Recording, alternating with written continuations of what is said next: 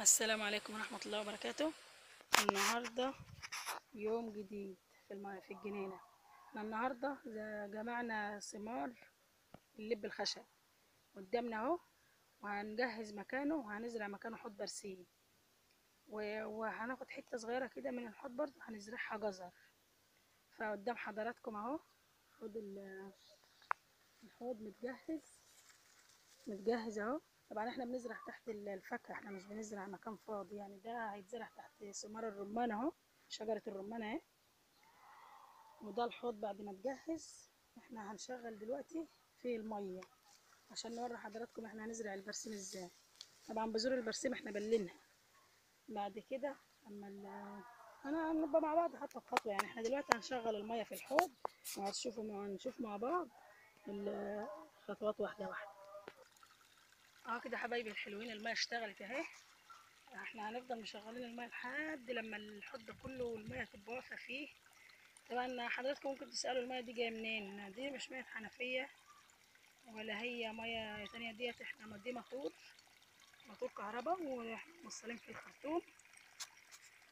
فيه الخرطوم ده وبنشغله والميه بتشتغل وبنروي بقى اللي احنا عايزينه. احنا هنفضل مع بعض لحد لما الحوض ده كله يتملي قدامكم، وهنوريكم برضه. طبعا الموتور ده بيجيب من تحت الارض، يعني ميه ابار. حضراتكم كده الحوض ده اكتمل معانا اهو لحد الاخر اهو. كده خلاص احنا دي كده بقى مرحله اللي احنا هنحط البذور في الارض. هنشوف مع بعض هنحطها ازاي.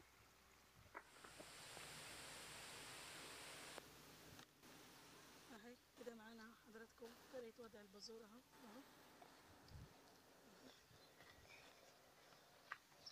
وهنبدا كده كله لحد لما نخلص الحوض اهو كده زي ما حضراتكم شايفين اهو.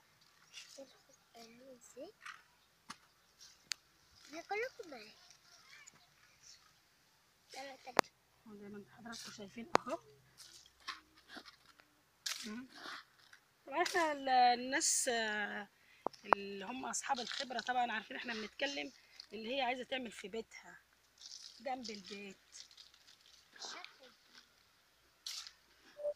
طبعا حضراتكم احنا كده ايه خلصنا مع بعض البرسيم اهوت والحوض زي ما انتم شايفين كده خلاص، وهنتابع مع بعض ايه الانبات. دلوقتي بقى هنزرع حوض الجزر. انا هنوري لحضراتكم بذره الجزر الاول. بس حضراتكم زي ما انتم شايفين اهي دي البذور. طبعا هي بذور خفيفه، ما ينفعش ان احنا نبذرها كده، فاحنا هنحطها مع شويه رمل وبعد كده نبذرها في الحوض.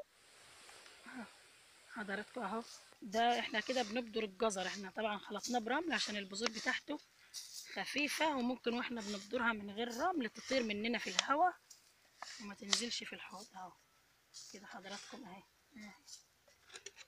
كده خلاص خلصنا كده ايه شغل النهارده في الجنينه ومع بعض.